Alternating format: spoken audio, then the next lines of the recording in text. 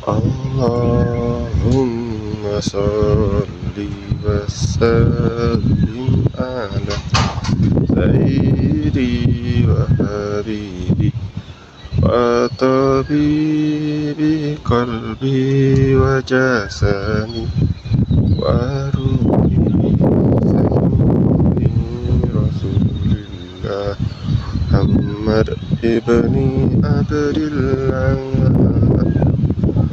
as-sadiqil amin wa ala alihi wa sahbihi ajma'in. Allahumma salli wa sallim ala Allah. Allahumma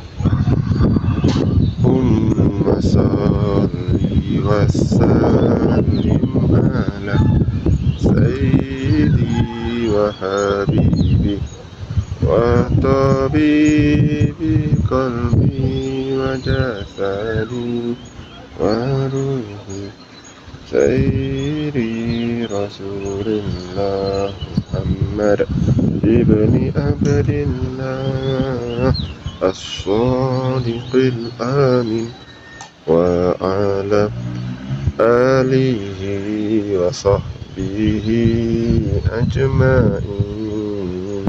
Allahumma salli ala Muhammad sallallahu sallam alaihi.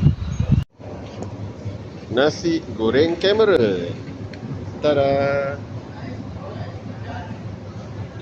Cuba lemah aku dah boleh. Bismillah. Golongan yang mendapat petunjuk, yakni Allah SWT berjanji untuk memberi hidayat kepada mereka.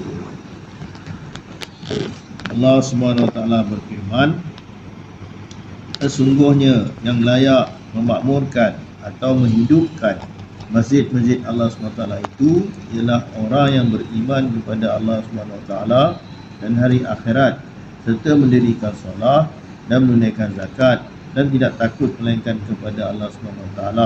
Dengan adanya sifat-sifat tersebut, maka adalah diharapkan mereka menjadi golongan yang mendapat petunjuk. Saya tak tahu, dah tunjuk baru nak cakap. Baru dah tu.